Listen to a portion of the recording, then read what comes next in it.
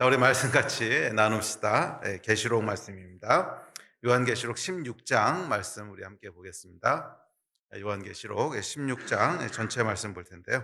1절부터 21절까지입니다. 자, 요한계시록 16장 1절부터 21절. 우리 한 목소리로 1절부터 읽겠습니다. 시작. 또 내가 들으니 성전에서 큰 음성이 나서 일곱 천사에게 말하되 너희는 가서 하나님의 진노의 일곱 대접을 땅에 쏟으라 하더라. 첫째 천사가 가서 그 대접을 땅에 쏟음에 짐승의 표를 받은 사람들과 그 우상에게 경배하는 자들에게 악하고 독한 종기가 나더라. 둘째 천사가 그 대접을 바다에 쏟음에 곧 죽은 자의 피같이 되니 바다 가운데 모든 생물이 죽더라. 셋째 천사가 그 대접을 강과 물 근원에 쏟음에 피가 되더라. 내가 들으니 물을 차지한 천사가 이르되 전에도 계셨고 지금도 계신 거룩하신 이여 이렇게 심판하시니 의로우시도다. 그들이 성도들과 선지자들의 피를 흘렸으므로 그들에게 피를 마시게 하신 것이 합당하나이다 하더라. 또 내가 들으니 제단이 말하기를 그러하다 주 하나님 곧 전능하신 이시여 심판하시는 것이 참되고 의로우시도다 하더라. 넷째 천사가 그 대접을 해에 쏟음에 해가 권세를 받아 불로 사람들을 태우니 사람들이 크게 태움에 태워진지라. 이 재앙들을 행하는 권세를 가지신 하나님의 이름을 비방하며 또 회개하지 아니하고 주께 영광을 돌리지 아니하더라. 또 다섯째 천사가 그 대접을 짐승의 왕자에 쏟으니 그 나라가 곧 어두워지며 사람들이 아파서 자기 혀를 깨물고 아픈 것과 종기로 말미암아 하늘의 하나님을 비방하고 그들의 행위를 회개하지 아니하더라. 또 여섯째 천사가 그 대접을 큰 강 유브라데에 쏟음에 강물이 말라서 동방에서 오는 왕들의 길이 예비되었더라. 또 내가 봄에 개구리 같은 새 더러운 영이 용의 입과 짐승의 입과 거짓 선지자의 입에서 나오니 그들은 귀신의 영이라. 이적을 행하여 온 천하 왕들에게 가서 하나님 곧 전능하신 이의 큰 날에 있을 전쟁을 위하여 그들을 모으더라. 보라, 내가 도둑같이 오리니 누구든지 깨어 자기 옷을 지켜 벌거벗고 다니지 아니하며 자기의 부끄러움을 보이지 아니하는 자는 복이 있도다. 새 영이 히브리어로 아마겟돈이라 하는 곳으로 왕들을 모으더라. 일곱째 천사가 그 대접을 공중에 쏟음에 큰 음성이 성전에서 보좌로부터 나서 이르되 되었다 하시니 번개와 음성들과 우레소리가 있고 또 큰 지진이 있어 얼마나 큰지 사람이 땅에 있어 온 이래로 이같이 큰 지진이 없었더라. 큰 성이 세 갈래로 갈라지고 만국의 성들도 무너지니 큰 성 바벨론이 하나님 앞에 기억하신 바 되어 그의 맹렬한 진노의 포도주잔을 받음에 각 섬도 없어지고 산악도 간데 없더라. 또 무게가 한 달란트나 되는 큰 우박이 하늘로부터 사람들에게 내림에 사람들이 그 우박의 재앙 때문에 하나님을 비방하니 그 재앙이 심히 큼이라. 아멘. 계시록 말씀 16장 오늘 살펴볼 차례인데요. 계시록 말씀을 살펴보면서 이번 주 하고 글쎄 앞으로도 몇 주 동안 뭐 좋은 말 나올 것 같지는 않습니다. 심판에 대한 메시지가 선포되고 있습니다. 그래서 아마 오늘부터 시작해서 적어도 한 4주 이상은 쭉 심판에 대한 이야기를 살펴보겠습니다. 하나님은 사랑의 하나님이시고 또 하나님은 은혜의 하나님이시지만 심판이라고 하는 것은 성경의 굉장히 중요한 주제 중에 하나입니다. 성경은 물론 하나님의 사랑과 또 우리를 향한 용서와 은혜와 그 구원에 대한 이야기를 나누고 있지만 동시에 심판에 대한 이야기를 나누고 있습니다. 근데 오늘날 많은 그리스도인이 뭐 저 여러분도 마찬가지지만 심판에 대한 파트는 좋아하지 않지요. 그래서 심판에 대한 부분은 잃어버리고 삽니다. 그냥 까맣게 잊어버리고 마치 하나님이 심판하지 않으실 것처럼 그렇게 생각하고 삽니다. 그런데 여러분, 성경은 분명히 심판이 있다라고 얘기하고 있습니다. 분명히 심판이 있다라고 얘기하고 있습니다. 예. 그래서 이 계시록 전체에 아주 중요한 주제가 있다면 저는 심판은 반드시 있다 하는 것이 계시록의 중요한 주제 중에 하나라고 믿습니다. 심판은 반드시 있다는 거예요. 심판은 반드시 있습니다. 특별히 이 하나님을 대적하는 자들, 또 하나님께 불순종하는 자들에게는 심판이 기다리고 있습니다. 그래서 비록 우리가 이 하나님의 사람들이 이 땅에서는 뭐 실패한 자 같고 또 뭐 쫓기는 자 같고 무시당하고 숨어당하는 자 같지만 심판이 이루어질 때 공의가 바로 세워질 것입니다. 신실하게 하나님을 섬겼던 자들에게는 공의가 세워지는 것이 심판입니다. 그래서 저와 여러분 또 모든 하나님의 사람들은 이 심판의 때가 우리에게는 가장 큰 축복의 때고 이 심판의 때가 가장 큰 예배의 때가 되는 줄로 믿습니다. 그러니까 여러분 이 심판이라고 하는 것은 예배와도 깊게 맞물려 있습니다. 이 하나님의 공의에 대한 것이기 때문에 심판은 여러분 하나님의 질서와 하나님의 공의가 다시 이루어지고 회복되는 것이 심판입니다. 죄는 뭐냐면 불의예요. 그러니까 죄는 하나님의 공의와 그 질서를 무너뜨리고 반대하고 왜곡시키는 것이 죄예요. 그리고 심판은 뭐냐면 이것을 다시 원래대로 회복시키는 것입니다. 그렇기 때문에 우리의 모든 예배는 결국 궁극적으로 심판하고 연결이 됩니다. 우리의 모든 예배는 궁극적으로 심판하고 연결이 됩니다. 그래서 여러분 오늘은 시간이 없어서 그 부분을 안 읽었는데 계시록 15장 마지막 부분에 보면 일곱 대접 심판이 부어지기 전에 그 대접이 어떤 대접이냐면 성도들의 기도 그리고 성도들의 예배가 금향로에 이렇게 쌓이죠. 그런데 그 금향로가 쏟아지면서 심판이 시작됩니다. 그러니까 그 얘기는 뭐냐면 성도들의 모든 예배가 결국 심판으로 나타난다는 거예요. 왜 그러냐면 심판은 하나님의 질서를 다시 세우는 거거든요. 공의를 다시 세우는 것이기 때문에 이 심판을 통하여 우리는 이 신실한 하나님의 백성들은 하나님의 질서가 다시 세워지는 것을 보게 되고 더 큰 기쁨 가운데 유리바닷가에서 예배하게 될 거예요.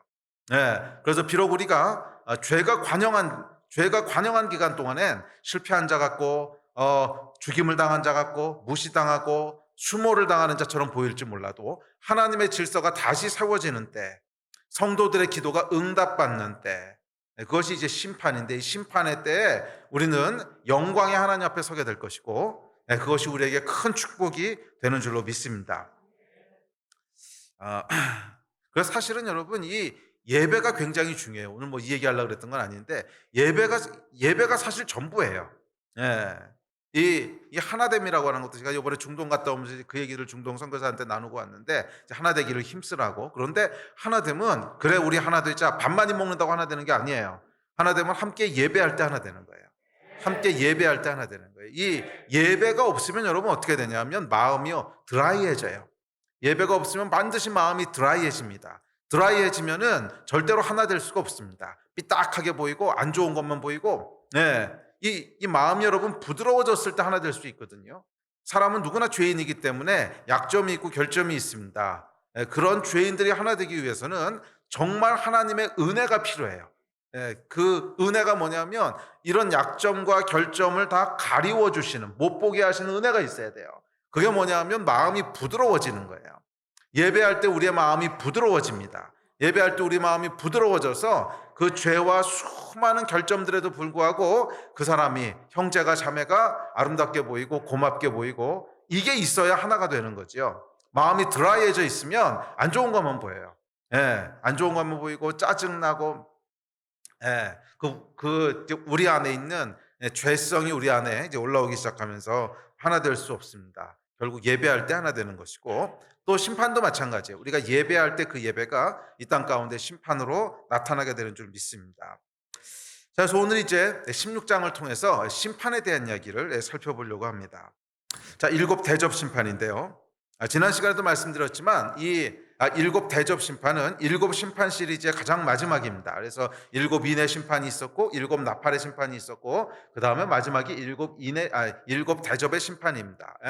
그런데 이 앞에 있는 두 개의 심판하고는 조금 다르게 일곱 대접 심판은 조금 다른 점이 있어요. 이게 뭐냐면 일곱 나팔 심판의 마지막 일곱 번째 나팔이 울릴 때 뭐라 그랬어요?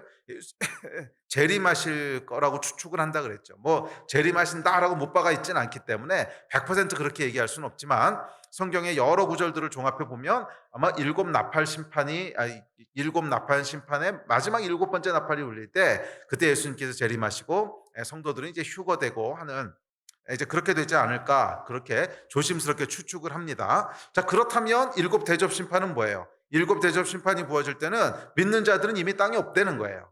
믿는 자들은 공중에서 주를 영접해서 다시 이 땅에 와서 주와 함께 천년을 다스리게 된다고 하는 것이 이제 전천년설의 이제 해석인데, 사실 이제 무천년설은 뭐 천년왕국이란 게 없고 바로 예수님 재림하시고 끝난다고 또 생각을 하니까 어느 게 맞는지 사실 잘 몰라요.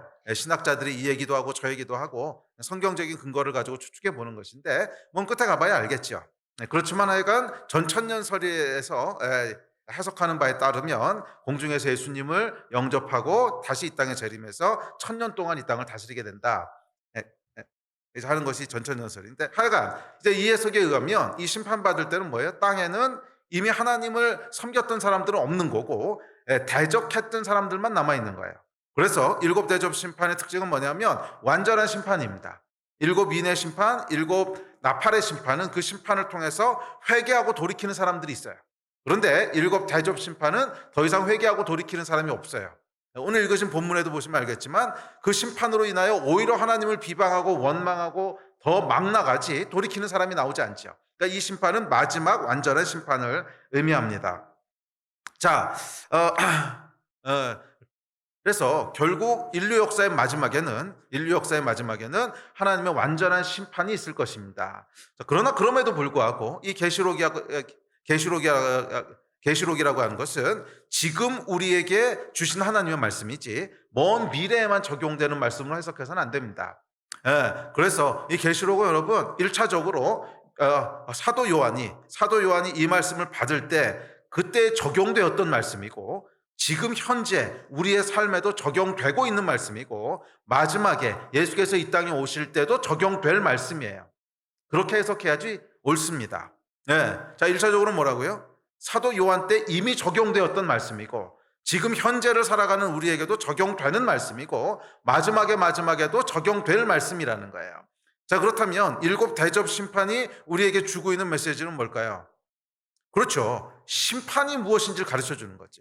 심판이라고 하는 것이 무엇인지, 하나님의 심판의 속성이 무엇인지를 우리에게 말해주고 있습니다. 그래서 이 일곱 대접 심판을 기록하고 있는 계시록 16장, 이 말씀을 전하면서 제가 오늘 그 제목을 심판의 10가지 속성이라고 정했습니다. 심판의 10가지 속성. 물론 이 말씀은 마지막 예수님 재림하실 때 이루어질 거라고 믿습니다. 그렇지만 그 똑같은 심판의 속성이 그 전까지는 아무런 효력이 없다가 갑자기 뚝뚝 떨어지는 것이 아니라, 사도 요한 때 교회를 핍박하고 또 하나님을 대적했던 로마 제국, 거기 외에도 동일하게 이 심판이 임했고, 또 오늘을 살아가는 우리 삶 가운데도 반복적으로 하나님께 불순종하고 반복적으로 하나님을 멸시하고 있다면 우리 삶 가운데도 크고 작은 형태로 임할 수 있는 거예요. 저와 여러분의 삶 가운데도 언제든지 임할 수 있는 것이 심판이라는 거예요. 아멘. 제가 시작할 때도 말씀드렸지만 우리는 너무 은혜와 사랑에 익숙해져서 심판은 절대로 우리 삶 가운데 임하지 않을 거라고 생각을 하지만 아니요. 아니요. 심판이 임할 때가 있다는 거예요. 계속 반복적으로 하나님을 대적하고 반복적으로 하나님께 불순종하면 우리 삶 가운데도 이 일곱 대접에 나타나 있는 것과 같은 그 하나님의 심판의 속성이 잘못하면 우리에게도 임할 수 있습니다. 그래서 깨어있으라 그러죠. 그래서 오늘 본문에 보면 이제 부끄럽지 않도록 깨어있으라 그러잖아요. 깨어있지 않으면, 잘못하면 우리 삶 가운데도 이런 심판의 모습이 임할 수가 있습니다. 물론 그 심판은 완전한 심판은 아닐 수도 있어요.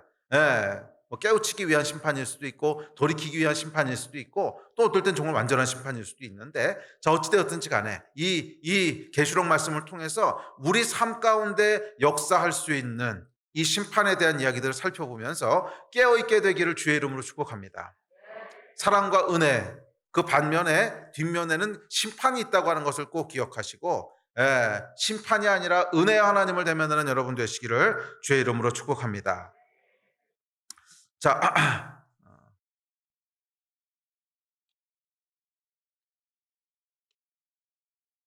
시작해 보죠. 심판의 속성입니다. 자, 첫 번째 속성, 1절부터 우리 읽습니다. 자, 1절 시작. 또 내가 들으니 성전에서 큰 음성이 나서 일곱 천사에게 말하되 너희는 가서 하나님의 진노의 일곱 대접을 땅에 쏟으라 하더라. 이 심판의 첫 번째 속성은요. 심판은 반드시 있다는 거예요. 심판은 반드시 있다는 거예요. 진노의 대접을 땅에 쏟으라 하는 순간이 반드시 옵니다. 하나님은 사랑이시지만 동시에 공의이십니다. 사랑의 속성으로 인해 오래 참고 하나님은 기다려주세요. 오래 참고 기다려주시지만 기회를 주시고 또 주십니다. 자, 그러다 보니까 사람들은 죄를 범하고도 심판이 마치 없을 것 같이 살아요. 예? 죄를 범하고 불순종하면서도 영원히 심판이 없을 것처럼 삽니다. 뭐 별일 없네 뭐. 그 말씀에 불순종하고 죄를 졌는데도 하늘에서 벼락이 떨어지는 것도 아니고 별일 없네. 자, 그러나 하나님은 반드시 심판하는 분이시라. 반드시 심판하는 분. 영원히 심판 없이 슬쩍 지나가는 분이 아닙니다. 죄에는 반드시 대가가 있습니다. 사랑이지만 동시에 하나님은 공의이세요. 죄를 가볍게 여기지 마십시오. 당장 하나님의 심판이 없다고 해서 괜찮겠지 이렇게 생각하지 마십시오. 죄에는 대가가 있습니다. 죄의 대가가 있는 이유가 있습니다. 죄의 대가가 있는 이유는 죄는 누군가를 억울하게 하기 때문에 그렇습니다. 죄는 누군가를 억울하게 해요. 그렇죠. 내가 죄를 지면 누군가는 억울함을 당하죠. 술 마시고 내가 음주운전을 했어요. 그럼 죄는 내가 졌지만 피해를 당하는 것은 그 차에 치인 사람이 다치고 피해를 당하죠. 아무 죄도 없는데. 그러니까 이게 죄의 속성이에요. 죄는 누군가를 억울하게 해요. 그리고 이 억울함이라고 하는 것은 공의의 하나님의 속성과는 안 맞아요. 공의롭다고 하는 건 뭐냐면 아무도 억울하지 않게 하신다는 거거든요. 공의롭다고 하는 것은 아무도 억울하지 않게 하시는 것이 하나님의 속성인데 이 죄는 정면으로 하나님의 속성하고 배척해요. 아무도 억울하지 않게 하는 하나님의 속성인데 죄는 억울하게 하는 속성이 있단 말이에요.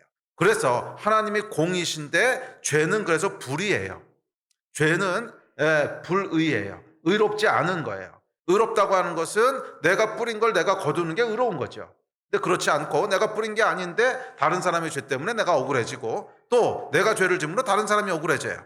그러니까 이게 불의라는 거예요. 불의. 그래서 하나님께서는 이 불의를 모른 척 넘어가실 수 없어요.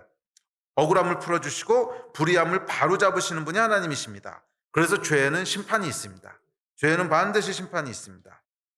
물론 우리가 죄를 회개하고 돌이키면 하나님께서는 사랑과 은혜로 우리를 용서하시고 회복시키십니다. 그게 예수께서 행하신 십자가지요.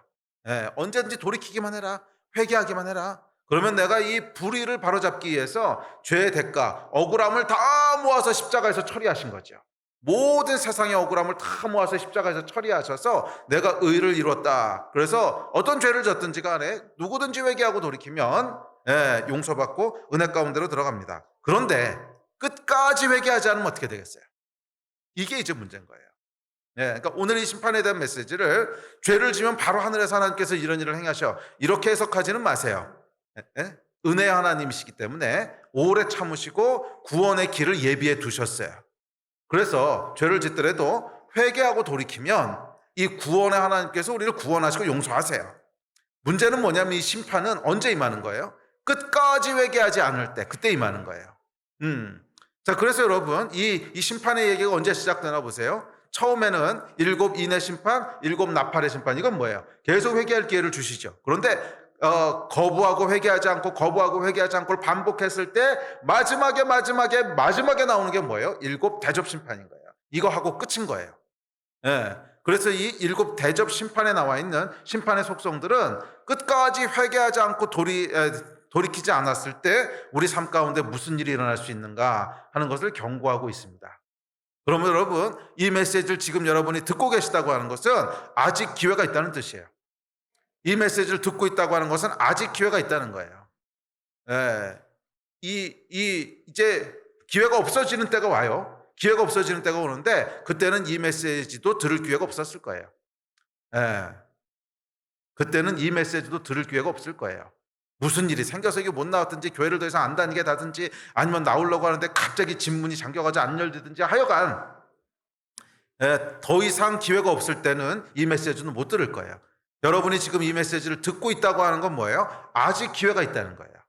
그래서 이런 심판이 임하기 전에 돌이키는 여러분 되시기를 주의 이름으로 축복합니다. 그래서 이 계시록이 여러분 심판에 대한 메시지인데 성경의 맨 마지막에 있는 게 참 상징적이지 않습니까? 구원과 은혜를 말씀하신 하나님께서 계속 구원과 은혜에 대한 말씀을 하시잖아요. 신약 성경 전체가 뭐예요? 다 구원과 은혜에 대한 얘기죠. 구원과 은혜와 하나님의 사랑에 대한 얘기고 마지막에 나오는 게 뭐예요? 심판에 대한 요한계시록의 메시지죠. 예, 그러니까 이 심판이라고 하는 것은 언제 임한다고요? 끝까지 돌이키지 않을 때, 그때 마지막에 가면 심판이 임합니다. 이건 여러분 반드시 임합니다. 저와 여러분의 삶 가운데도 끝까지 회개하지 않고 끝까지 돌이키지 않으면 이것이 임하는 순간이 있습니다. 그때부터는요 진짜 분위기가 살벌한 거예요. 돌이킬 수 있는 기회가 없어져요. 그때가 오기 전에 돌이키는 여러분 되시기를 주의 이름으로 축복합니다. 심판은 반드시 있습니다. 자, 두 번째 특징입니다. 2절입니다. 시작. 첫째 천사가 가서 그 대접을 땅에 쏟음에 짐승의 표를 받은 사람들과 그 우상에게 경배하는 자들에게 악하고 독한 종기가 나더라. 자, 첫 번째 심판은 뭐냐면 첫 번째 대접 심판은 짐승의 표를 받은 사람들과 그 우상에 경배하는 자들에게 악하고 독한 종기가 나는 거예요. 자, 악하고 독한 종기라고 하는 것은 고통을 의미합니다. 우리 몸이 겪는 고통이죠. 자, 죄는 여러분 불의지요. 하나님의 질서를 거스르는 것이 죄입니다. 하나님의 질서를 거스르는 것이 죄인데 그렇게 내가 거스르게 되면 내 삶 속에서도 불의가 일어나는 거예요.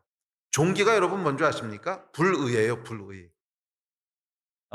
저는 땀을 많이 흘리는 체질이라서 어렸을 때부터 항상 몸 어딘가는 종기가 나 있었어요. 피부가 별로 좋은 게 아니죠. 그래서 머릿속에 나 있든지 엉덩이에 나 있든지 나이가 들면서 좀 나아지긴 했는데 어렸을 때는 약간 어딘가는 종기가 나 있었어요. 그래서 이 종기의 고통을 제가 잘 알아요. 이게 참 아프고 고통스러운데 종기의 본질이 뭐냐면 원래 하나님이 피부를 그렇게 안 만드셨거든요. 원래 우리 세포를 그렇게 안 만드셨어요. 세포는 이렇게 깨끗하고 말끔하고 그렇게 만드셨는데 여기에 질서가 깨진 게 종기지요. 뭔가 염증이 생기면서 질서가 깨진 거예요. 원래 하나님이 창조하신 질서가 깨진 거예요. 예. 자, 심판의 두 번째죠. 심판의 첫 번째 특징은 반드시 임한다는 거고, 그 심판의 두 번째 특징은 뭐냐면, 죄를 지음으로 심판이 임하게 되면 우리 삶 가운데 고통이 임한다는 거예요. 고통이.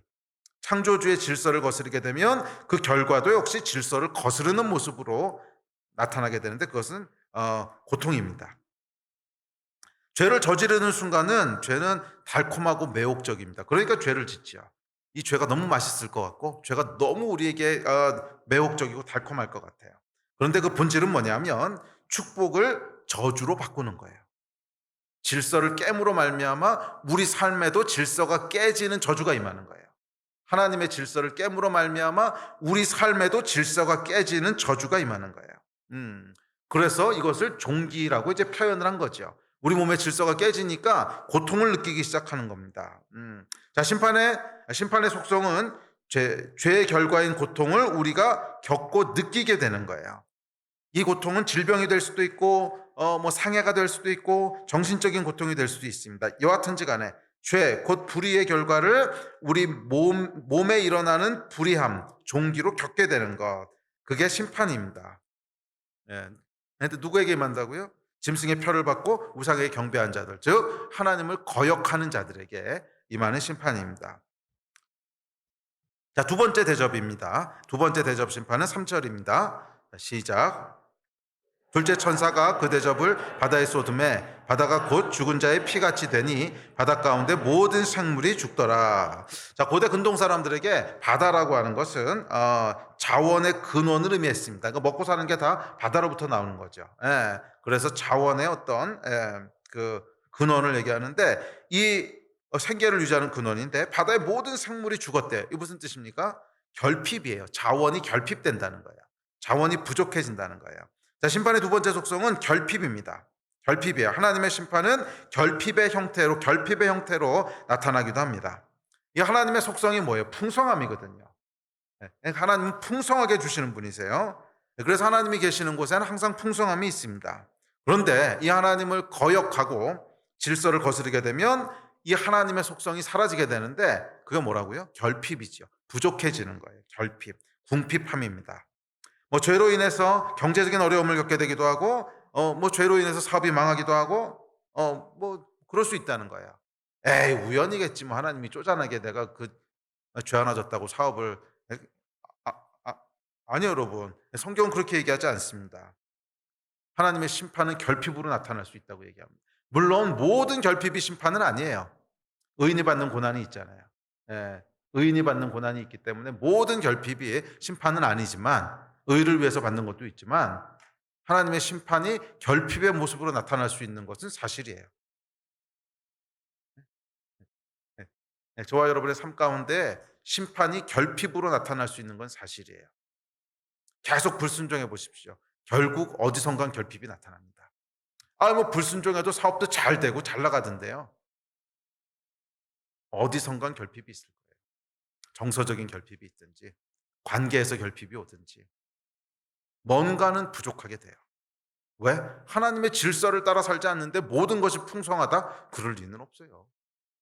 예, 모든 것이 풍성하려면 하나님의 질서를 따라 살아야 모든 것이 풍성해지는 것이지 아니 하나님의 질서를 깼는데 모든 것이 풍성하다 이렇게 될 리는 없다는 거예요.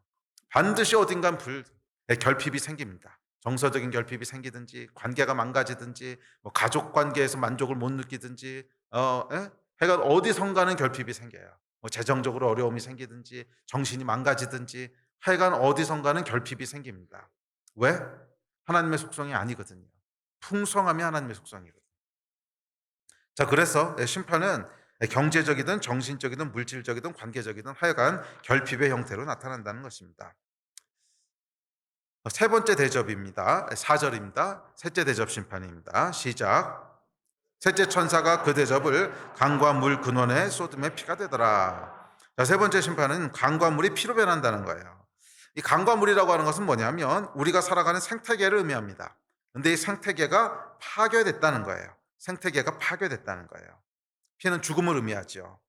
죽음은 죄의 결과죠. 이 죄로 인해서 생태계가 파괴되었다는 것입니다. 그래서 우리의 죄가 계속 축적되기 시작하면 환경이 계속 파괴될 거예요. 예. 그렇죠?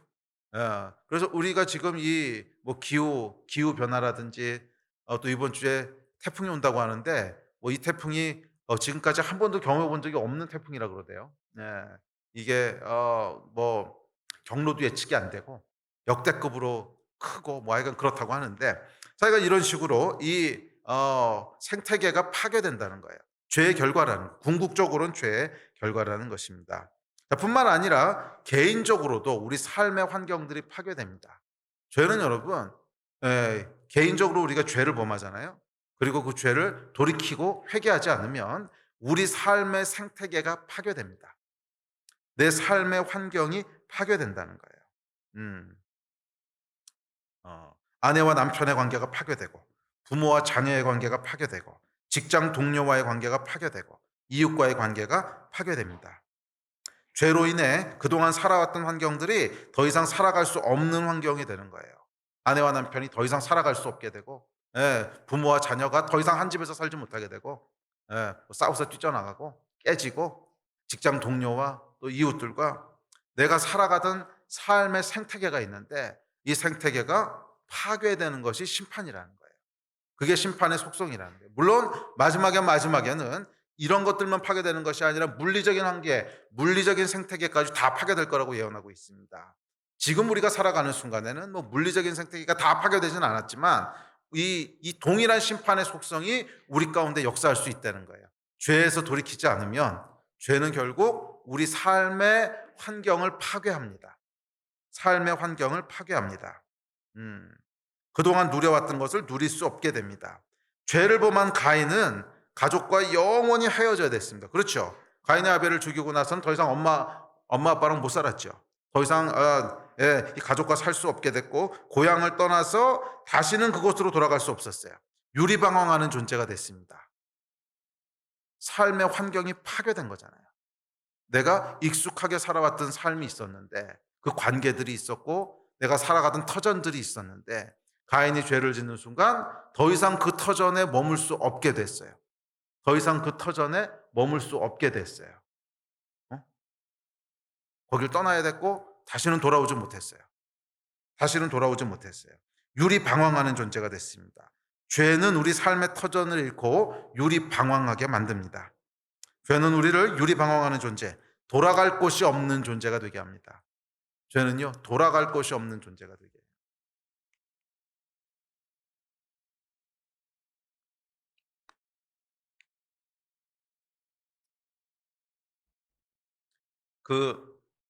제 간증에도 여러 번 나왔었지만, 제가 청년 때는 아니죠. 유학생 때 이제 섬기던 교회에 그 스캔들 사건이 났습니다. 예. 그래서 목사님이 이제 사임을 하시는 참 아주 가슴 아픈 기억이 있었는데, 이제 그 사건을 보면서 제가 20년도 더 전 사건인데 어 정확히 죄가 어떤 심판으로 오는지를 보게 되더라고요. 어 저희가 그 함께 살아가던 교회 공동체가 정말 행복하고 아름다운 곳이었거든요. 정말 행복하고 아름다웠어요. 같이 있는 것도 너무 행복하고 또 서로 섬기고 사랑하는 것도 너무너무 즐겁고 '야 여기 영원히 살았으면 좋겠다.' 그런 마음이었고, 그 공동체를 세우신 분이 예 예 예 이제 담임 목사님이었는데, 제가 들어오는 순간이요. 어 다시는 그걸로 돌아오실 수가 없었어요. 다시는 그걸로 돌아오실 수 없었고, 그 사랑하는 사람들과도 어 거의 얼굴도 보지 못했어요. 지난 22년 동안 저는 한 번 딱 뵀어요, 한 번. 22년 동안 한 번 딱 뵀고, 너무나 매일매일 만나던 삶의 환경이었는데, 매일매일 만나던 너무나 자연스러운 관계였고 너무 축복된 관계였는데, 죄가 들어오는 순간 삶의 터전이 다 파괴돼요. 예. 정말 가인의 얘기가 이게 옛날에 있었던 성경 속 얘기가 아니라 죄가 실질적으로 우리 삶 가운데 가져오는 결과구나. 예.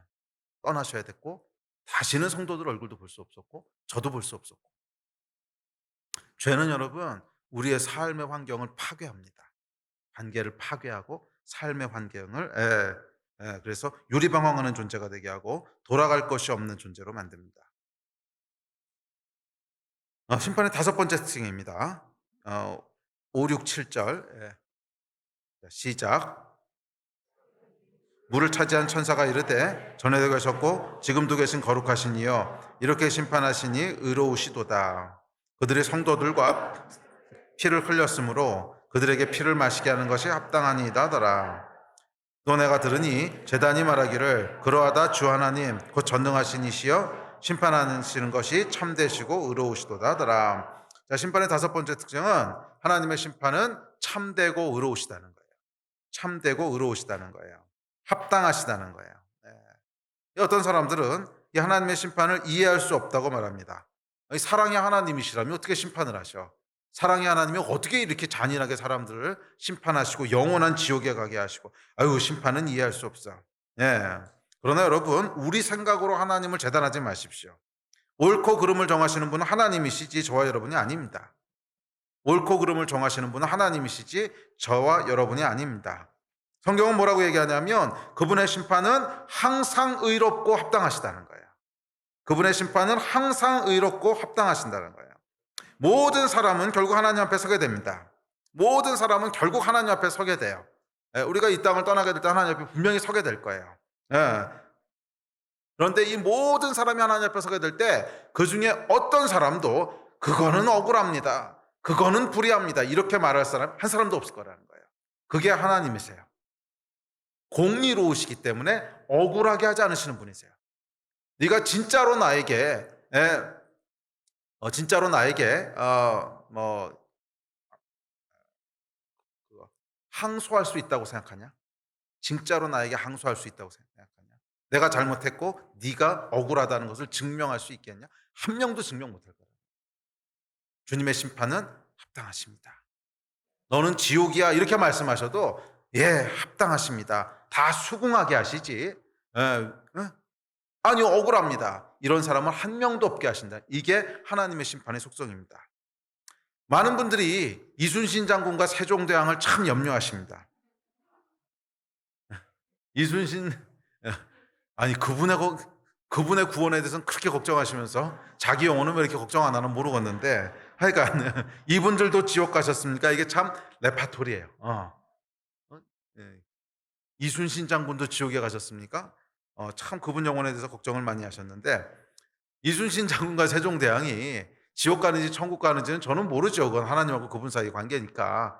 예, 그건 나중에 가봐야 알겠지만 적어도 하나는 제가 분명히 압니다. 이순신 장군도 세종대왕도 하나님 앞에 섰을 때 억울합니다라고 얘기한 분은 한 분도 없었을 거라는 거예요. 합당하십니다.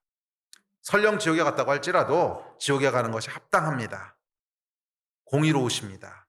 그렇게 하셨지 억울합니다. 이렇게는 절대로 안 하신 분이라는 거예요. 기억하십시오. 우리 하나님의 심판은요. 절대로 억울하게 하지 않으세요. 공의롭고 합당하세요. 누구든지 그 앞에 서게 되면 그 심판은 공의로우십니다. 합당합니다. 하게 하시는 심판이세요. 네, 그것이 심판의 다섯 번째 특징입니다. 자, 여섯 번째 특징입니다. 8절 9절입니다. 시작.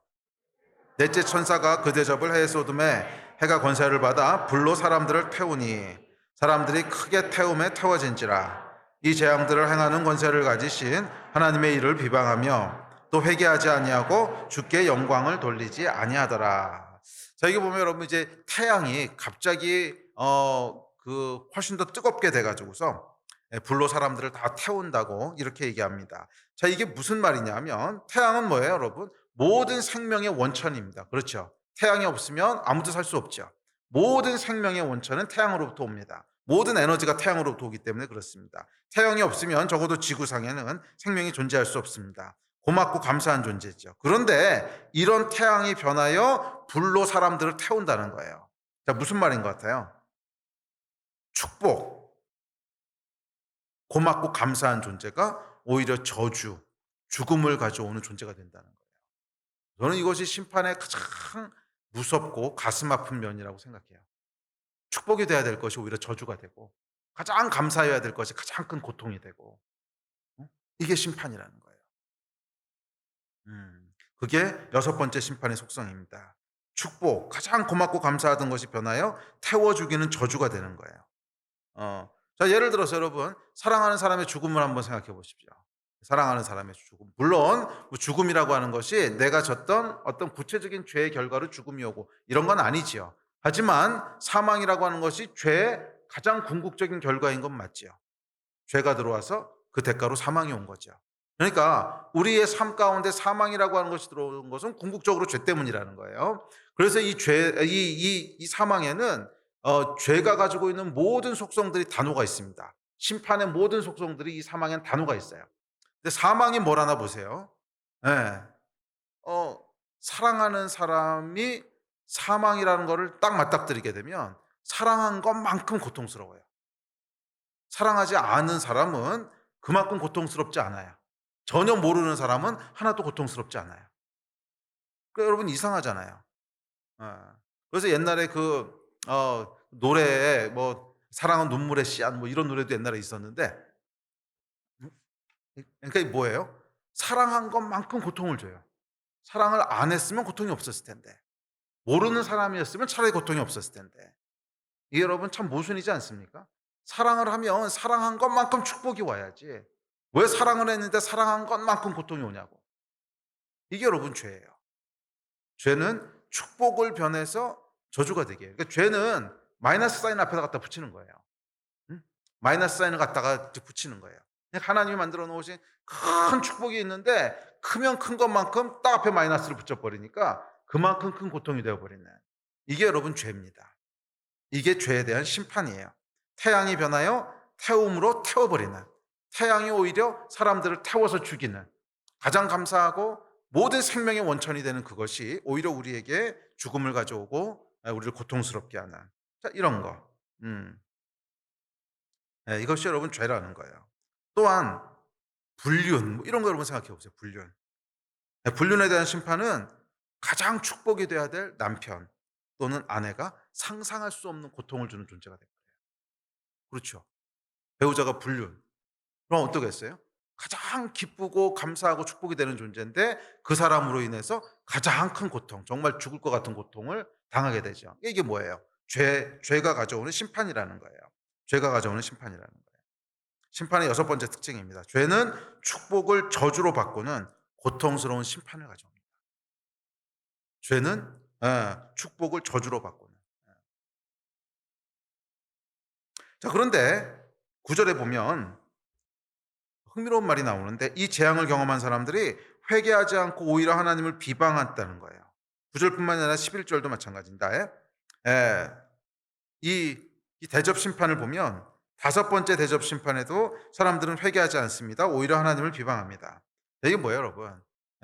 이 일곱 번째 심판의 특징은 뭐냐면 어, 회개에는 타이밍이 있다는 거예요. 회개의 시간이 이미 지나가 버린 거예요. 회개의 시간이 이미 지나가 버린 거예요. 이 회개에 있어서 여러분 정말 중요한 건 타이밍입니다. 그래서 제가 이 예배 시작할 때도 말씀드렸지만 오늘 여기 나오셨다는 것은 아직 시간이 있다는 거예요. 아직 돌이킬 수 있는 기회가 있다는 거예요. 그런데 꼭 기억하십시오. 이제 돌이킬 수 없는 시간이 와요. 돌이킬 수 없는 시간이 와요. 성경에 보면 여러분, 그, 어, 그 출애굽 때 보면 10가지 재앙을 하나님께서 애국과 바로에게 쏟으시죠. 예. 그런데 아주 흥미로운 이야기가 있는 거 아십니까? 이 다섯 번째 재앙까지는요. 10가지 재앙 중에 다섯 번째 재앙까지는 바로가 그 마음을 완강하게 했다 이렇게 표현되고요. 여섯 번째 재앙부터는 여호와께서 바로의 마음을 완강하게 하셨다 이렇게 나와요. 이 표현 여러분 잘 주의 깊게 보셔야 돼요. 예? 예. 성경 말씀 보세요. 자, 출애굽기 8장하고 9장인데 자, 시작. 그러나 바로가 이때에도 그의 마음을 완강하게 하여 그 백성을 보내지 아니하였더라. 자, 그런데 여섯 번째부터는 어떻게 나오냐면 자, 9장입니다. 자, 시작. 그러나 여호와께서 바로의 마음을 완악하게 하셨으므로 그들의 말을 듣지 아니하였으니 여호와께서 모세에게 말씀하신과 같더라. 자, 뭐예요? 다섯 번째 재앙까지는 바로가 스스로 선택할 수 있는 기회가 있었다는 거예요. 바로가 돌이킬 수도 있고 거부할 수도 있고 바로가 스스로 회개하고 돌이킬 수 있는 기회가 있었다는 거예요. 그런데 스스로 완강하게 한 거죠. 자기 마음을 완강하게 해서 돌이키고 회개하지 않고 계속 하나님 앞에 대적하고 있었다는 거예요. 그런데 여섯 번째가 되니까 어떻게 돼요? 여호와께서 그 마음을 완악하게 하셨어요. 뭐예요? No more chance. No more chance. 이게 여러분 심판에서 꼭 기억해야 돼요. 회개에는 타이밍이 있다는 거예요. 회개에는 타이밍이 있다는 거예요. 영원히 하나님께서 기다려주시는 게 아니에요. 영원히 기다려주시는 게 아니에요. 어느 시간이 지나고 나면 더 이상 돌이킬 수 없는 때가 와요. 더 이상 돌이킬 수 없는 때가 와요. 그래서 여러분 일곱 대접 심판이 우리에게 주고 있는 가장 큰 경고의 메시지라고 믿습니다. 일곱 나팔 심판까지는 돌이킬 수 있었어요. 그런데 일곱 대접 심판이 시작되니까 돌이킬 수가 없어요. 이 엄청난 심판이 내려오는데도 계속 하나님을 비방해요. 엄청난 심판이 이루어지는데도 계속 하나님께 대들어요. 뭐예요? 시간이 지나갔다는 거예요. 돌이킬 수 있는 시간이 지나갔다는 거예요. 그러면 여러분 회개할 기회가 있을 때 회개하십시오. 말씀이 선포될 때 회개하십시오. 이때 여러분들이 돌이키지 않고 회개하지 않으면 이 시간이 지나가 버립니다. 내가 돌이키고 싶어도 돌이킬 수 없어요. 그런 순간이 와요. 그런 순간이 와요. 회개할 기회가 있을 때 회개하십시오.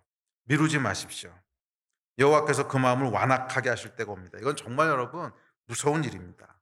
여호와께서 그 마음을 완악하게 하신다. 이 표현을 그렇게 했는데 이거 하나님께서 마음을 조작하신다는 뜻이 아니에요. 우리의 마음을 하나님 조작하지 않으십니다. 마음을 조작하실 거면 선악과를 왜 만드셨겠어요? 우리의 마음을 선택을 존중하신 거죠. 끝까지 존중하시는 거거든요.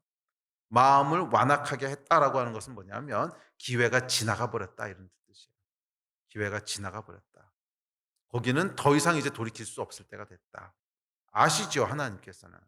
전능하신 분이시니까 이젠 더 이상 마음이 돌이킬 수 없는 때가 됐구나. 아세요. 그러면 그때는 심판이 임하는 거예요. 그때는 심판이 임하는 거예요. 너무 늦기 전에 마음을 돌이키고 회개하십시오. 자, 여덟 번째 특징입니다. 10절 11절입니다. 시작. 또 다섯째 천사가 그 대접을 짐승의 왕자에 쏟으니 그 나라가 곧 어두워지며 사람들이 앞에서 자기 혀를 깨물고 아픈 것과 종기로 말미암아 하늘의 하나님을 비방하고 그들의 행위를 회개하지 아니하더라. 자, 심판의 여덟 번째 특징은 뭐냐면 어둠과 고통이에요. 하나님의 심판이 임하면 빛은 사라지고 어둠이 임합니다. 영적인 어둠을 의미합니다. 그 나라가 어두워집니다. 인생이 어두워집니다. 영적인 어두움으로 인해서 마음의 기쁨이 사라지고요. 어둠이라고 하는 건 뭐예요? 우울, 분노, 슬픔, 낙심, 허무, 절망, 이게 삶에 가득하다는 거예요. 인생이 어두워진다는 거예요. 심판입니다. 이 어둠의 고통으로 인해서 사람들은 자기 혀를 깨문대요. 예, 목숨을 스스로 끊는다는 거예요. 너무 고통스러워서 자해한다는 것입니다. 이것이 다섯 번째 대접 그리고 여덟 번째 심판의 특징입니다. 죄는 우리 인생에서 빛과 생명을 앗아가고 어둠만 가득하게 합니다. 두려움과 분노와 슬픔과 우울과 답답함, 낙심, 허무, 절망. 죄를 여러분 가볍게 여기지 마십시오. 죄는 우리 인생을 어둠으로 가득 차게 합니다. 자, 아홉 번째 특징입니다. 12절부터 16절입니다. 시작. 또 여섯째 천사가 그 대접을 큰 강 유브라데에 쏟음에 강물이 말라서 동방에서 오는 왕들의 길이 예비되었더라. 또 내가 봄에 개구리 같은 새 더러운 영이 용의 입과 짐승의 입과 거짓 선지자의 입에서 나오니 그들은 귀신의 영이라. 이적을 행하여 온 천하 왕들에게 가서 하나님 곧 전능하신 이의 큰 날에 있을 전쟁을 위하여 그들을 모으더라. 보라, 내가 도둑같이 오리니 누구든지 깨어 자기 옷을 지켜 벌거벗고 다니지 아니하며 자기의 부끄러움을 보이지 아니하는 자는 복이 있도다. 새 영이 히브리어로 아마겟돈이라 하는 곳으로 왕들을 모으더라. 자, 여섯 번째 대접이 부어지자 귀신의 영이 가득 역사하고 그래서 하나님을 대적하여 큰 전쟁을 벌이게 된다는 거예요. 성경은 이 마지막에 있을 전쟁을 아마겟돈 전쟁이라고 부릅니다. 자, 개인적으로도 저는 마찬가지라고 믿습니다. 이 아마겟돈 전쟁은 물론 마지막에 실제로 있을 거예요. 그렇지만 오늘날 우리 삶 가운데도 똑같은 속성을 가진 심판이 임할 수 있다는 걸 기억하셔야 돼요. 이 아마겟돈 전쟁의 본질은 뭐냐면, 귀신의 영이 역사한다는 거예요. 그렇잖아요. 예? 이 여섯 번째 대접을 부으니까 개구리 같은 더러운 영, 귀신의 영이라. 예? 이 귀신의 영이 열왕들을 하나님을 대적하는 자리로 불러 모은다 그러잖아요. 이게 아마겟돈 전쟁이지요. 더러운 영, 귀신의 영이 열왕들을 모든 땅에 남아있는 사람들을 모아서 하나님을 대적하게 한다는 거예요. 우리 삶에도 여러분 일이 일어난다는 거예요. 계속 여러분 죄를 반복하고 죄를 돌이키지 않으면 어떤 일이 일어날까요? 당연히 성령께서 우리 안에 역사하시지 못하죠. 죄가 계속 반복되고 있는데 어떻게 성령께서 역사하시겠어요? 성령의 보호하심이 거둬지게 되면 뭐가 임해요? 귀신이 역사하기 시작하는 거예요. 악한 영이 역사하기 시작하는 거예요. 그래서 제가 이 목회를 하면서 이게 지켜보면 계속 죄를 회개하지 않고 끝까지 버티잖아요. 그러면 뭐에 씌어요, 정말. 정말 뭐에 씌어요. 저렇게 하면 망하는데 왜 저러고 있지, 저 사람이? 주변은 다 알아요. 그런데도 그 길을 가요. 뭐에 씌웠나? 맞아요, 씌웠어요. 그 다음에는 전혀 이성으로 분별을 못해요. 저거 뭐 하는 거지? 아니, 저거는 에, 망하는 길이고 죽는 길인데 왜 저러고 있지? 근데 가요. 정말 뭐에 씌인 것처럼 가요. 씌인 것처럼이 아니고 씌인 거예요. 그 삶에 악한 영이 역사하기 시작해요. 영이 역사하기 시작해서 사망의 길로, 죽음의 길로 계속 가게 만듭니다. 이게 참 무서운 거예요. 이게 참 무서운 거예요. 죄는 여러분 방치하면 안 돼요. 빨리빨리 회개하셔야 돼요. 빨리빨리 해결하셔야 돼요. 예, 은혜가 주어져 있는 기간 동안에 빨리 돌이키고 회개하셔야지 반복적으로 계속 죄를 범하고 있으면 영이 역사하기 시작합니다. 그러면 도무지 상식적이지 않은 일을 해요. 야, 저렇게 하면 망하는데 큰일 나는데. 그런데 정말 해요. 뭐에 씌웁니다. 귀신의 영이에요. 죄가 귀신에게 문을 연 거예요. 그러면 인생이 하나둘씩 파괴되기 시작합니다. 관계가 망가지고 사랑하는 사람들 떠나가고 건강도 망가지고 삶도 엉망이 돼요. 그래도 멈추지 못하고 계속 가요. 뭐예요? 귀신의 영, 악한 영. 예. 그리고 하나님을 대적한다는 거예요. 예, 그래서 예수께서는 이걸 뭐라 그랬냐면 도둑이라 그러셨어요. 도둑. 다음 구절 봅시다. 시작. 도둑이 오는 것은 도둑질하고 죽이고 멸망시키려는 것뿐이요 내가 온 것은 양으로 생명을 얻게 하고 더 풍성히 얻게 하려는 것이라. 예. 이 악한 영에게 문을 여는 건 뭐냐면 도둑이 우리 인생 가운데 들어와서 도둑이 하는 일은 뭐예요? 죽이고 멸망시키는 것뿐이라는 거예요. 우리의 삶을 멸망으로 가게 합니다. 파괴되고 무너져요. 고통으로 이를 갈며 하나님을 대적합니다. 이게 심판이에요. 그래서 마지막 때는 이 영이 더욱 극성을 부려서 열국의 왕을 모두 모아서 하나님을 대적하게 한다는 거예요. 하나님을 대적하는 큰 전쟁, 뭐에 씌워서 하는 전쟁, 이게 아마겟돈 전쟁인데 우리 개인도 뭐에 씌워서 하나님께 계속 불순종하고 대드는 이걸 하게 된다는 거예요. 우리 삶도 아마겟돈 전쟁에 참전하게 된다는 거예요. 이렇게 되지 않기를 주의 이름으로 축복합니다. 네. 그래서 결국 멸망하게 되는. 이 아마겟돈 전쟁은 여러분, 그래서 완전히 멸망하는 전쟁이거든요. 여기 열왕들을 다 모아서 하나님을 대적하다가 하나님께서 심판하셔서 완전히 무너뜨리시는 게 아마겟돈 전쟁이거든요. 거기 참전하시면 안 돼요. 아멘. 자, 그래서 마지막 심판입니다. 17절부터 21절입니다. 자, 시작. 일곱째 천사가 그 대접을 공중에 쏟음에 큰 음성이 성전에서 보좌로부터 나서 이르되 되었다 하시니 번개가 음성들과 우레소리가 있고 또 큰 지진이 있어 얼마나 큰지 사람이 땅에 있어 온 이래로 이같이 큰 지진이 없었더라. 큰 성이 세 갈래로 갈라지고 만국의 성들도 무너지니 큰 성 바벨론이 하나님 앞에 기억하신 바 되어 그의 맹렬한 진노의 포도주 잔을 받음에 각 섬도 없어지고 산악도 간데 없더라. 또 무게가 한 달란트나 되는 큰 우박이 하늘로부터 사람들에게 내림에 사람들이 그 우박의 재앙 때문에 하나님을 비방하니 그 재앙이 심히 큼이라. 예. 마지막 10번째는 완전한 몰락과 멸망이에요. 예. 끝까지 하나님을 대적하게 되면 어떻게 된다고요? 끝까지 회개치 않으면 결국 뭐에 씌워요? 악한 영이 역사하기 시작해요. 그 전까지는 그냥 죄가 가져오는 어떻게 보면 섭리적인 심판이었다면 여기서부터는 이제 뭐에 씌운 심판이 시작됩니다. 씌운 심판. 이게 씌워지기 시작하면 완전한 멸망에 이르게 돼요. 씌워서 이를 갈며 하나님을 대적하게 되고 욕하게 되고 막 저주하고 하나님을 아니 저 사람이 미쳤나? 아니면 하나님을 저주하고 그러다가 결국 어떻게 돼요? 완전한 몰락과 멸망에 이르게 됩니다.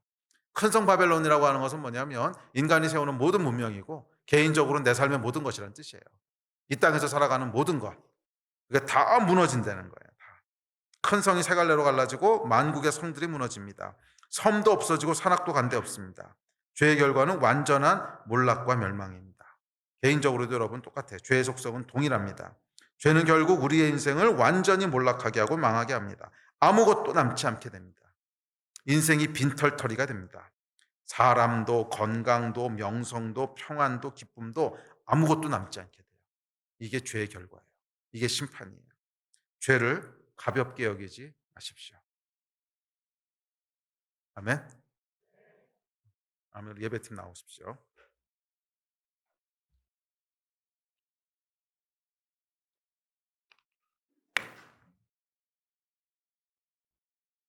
일곱 대접 심판은 마지막 심판입니다. 더 이상 기회가 주어지지 않는 시간입니다. 그 시간이 오기 전에 돌이키십시오. 그 시간이 오기 전에 회개하십시오. 이 이야기를 지금 여러분들이 듣고 있다고 하는 건 뭐라고요? 아직 시간이 있다는 거예요. 아직 시간이 있다는 거예요. 정말 이 시간이 지나가고 나면요. 이런 얘기를 들을 수 있는 기회도 없어져요. 이런 얘기를 들을 수 있는 기회도 없어져요. 음, 더 이상 기회가 주어지지 않아요. 그 시간이 오기 전에 돌이키고 회개하십시오. 돌이키는 자들을 하나님께서는 꾸짖지 않으시고 은혜로 품으시고 회복시키십니다. 좋은 분이세요. 인내하는 분이세요. 아멘. 고린도후서가 이렇게 얘기합니다. 시작. 이르시되 내가 은혜 베풀 때 너에게 듣고 구원의 날에 너를 도왔다 하셨으니 보라 지금은 은혜 받을 만한 때요 보라 지금은 구원의 날이로다. 아멘. 은혜 받을 만한 때 구원의 날이 있다는 거래요. 날이 있다는 거예요. 은혜 받을 만한 때 구원의 날이 있다는 거예요. 그게 언제라고요? 나와 있잖아요. 언제라고요? 지금이에요. 지금. 이 말씀을 듣고 있는 지금이 은혜의 때고 구원받을 만한 날입니다. 아멘. 지금은 여러분 은혜의 때예요. 이게 얼마나 좀 감사한지 몰라요. 예. 인류 역사도 마찬가지예요. 아직은 기회가 있어요. 누구든지 복음을 듣고 돌이킬 수 있는 기회가 있어요. 지금은 복음을 전할 수 있는 때예요. 선교할 수 있는 때예요. 그런데 더 이상 안 되는 때가 온다는 거예요. 어느 시간이 지나고 나면 더 이상 안 되는 때가 온다는 거예요. 개인적으로도 마찬가지입니다. 지금 여러분이 이 말씀을 듣고 있다면, 지금 인터넷을 통해서 이 말씀을 듣고 있다면 여러분은 아직 은혜의 때, 구원받을 만한 날, 그 안에 계신 거예요. 이 때를 흘려보내지 마십시오. 지금이에요. 지금이 은혜 받을 만한 때고 지금이 구원의 날이에요. 아직 하나님께서 문을 닫지 않으셨어요. 아직 하나님께서 손을 벌리시고 은혜를 베풀고 계세요. 할렐루야. 와, 여러분 이게 얼마나 감사한지. 우리가 어떤 죄를 지었던 아무 상관없어요. 지금은 은혜 받을 만한 때고 구원의 날이에요. 할렐루야. 그러나 여러분 이 때와 날을 헛되이 놓치고 흘려보내고 나면 그 다음에는 심판의 날이 옵니다. 은혜 받을 만한 때 구원의 날을 놓치고 나면 심판의 날이 옵니다. 개인적으로도 그래요.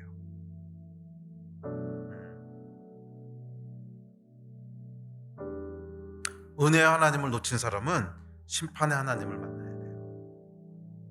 은혜의 하나님을 만나지 못한 사람은 심판의 하나님을 만나야 돼요.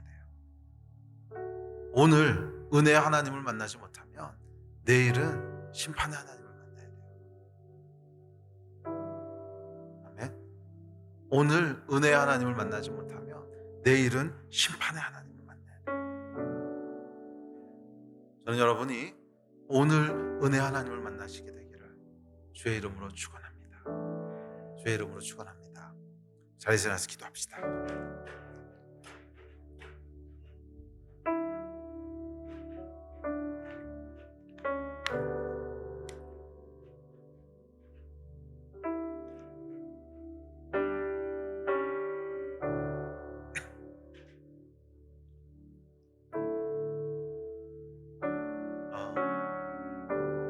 심판에 대한 메시지는 당연히 현대교회가 좋아하지 않는 메시지입니다. 저도 가장 하기 싫은 메시지입니다. 그런데 성경이 말하고 있어요. 성경이 말하고 있어요. 성경을 여러분 외면하지 마십시오. 성경이 말하고 있잖아요. 그러나 감사한 것은 아직 하나님은 문 닫지 않으셨다는 거예요. 우리에게도 또 여러분 각 사람에게도 문 닫지 않으셨어요. 지금은 여러분 은혜 받을 만한 때고 구원의 날입니다. 주 앞에 기도하며 나아갑시다. 우리 기도하며 나아갈 때 혹시라도 여러분 가운데 아직 돌이키지 않고 회개하지 않은 죄가 있다면 주 앞에 돌이키며 나아갑시다. 주님, 내가 잘못했습니다. 이 죄에서부터 돌이킵니다. 회개합니다. 혹시라도 여러분 안에 꺼림칙한 것이 있다면 억지로 끄집어내실 필요는 없어요. 이 회개라고 하는 것이 여러분 성령께서 조명해 주실 때 회개하는 것이지, 이게 내 안에 있는 죄를 1살 때 지은 거, 3살 때 지은 거 쭉 리스트업, 아니 그렇게 할 수는 없어요. 기억 안 나는 거 어떻게 회개하겠어요? 아마 우리가 모르고 넘어간 죄도 무지하게 많을 거예요. 그런데 모르고 넘어가고 있는 죄들은 대적하는 건 아니에요. 그냥 망각한 거지. 그런데 성령께서 조명해 주신 것을 회개하지 않는 건 대적하는 거예요. 차이를 아시겠습니까? 망각하는 게 있고 대적하는 게 있다는 거예요. 망각하는 건 인간이 연약하기 때문에 그냥 죄 짓고 잃어버려서 지금 생각이 안 나는 거고, 그게 우리 연약함이죠. 물론 죄는 죄지만. 예. 그러나 성령께서 기억나게 하시는데 뻗땡기고 있다. 이거는 대적하는 거예요. 이거는 얘기가 다릅니다. 그러면 여러분, 지금 기도하실 때 성령께서 여러분 안에 기억나게 하시는 것이 있다면 망설이지 마시고 돌이키십시오. 주님, 내가 잘못했습니다. 죄에서부터 돌이킵니다. 은혜의 하나님, 감사합니다. 아직까지 나를 기다려주시고 지금까지 문을 닫지 않으셔서 감사합니다. 이 안에 충만하게 임하셔서 성령으로 나를 새롭게 하여 주시고, 좋으신 하나님, 완전하신 하나님, 그 앞에 살아가는 자 되게 해주십시오. 이 마음 가지고 우리 기도합시다. 우리 한번 기도할 때 주여 3번 부르짖고 합심해서 기도하실 때 성령께서 이 가운데 운행하실 것입니다. 아멘이십니까? 아멘. 우리 주여 3번 부르짖고 합심해서 기도하시겠습니다.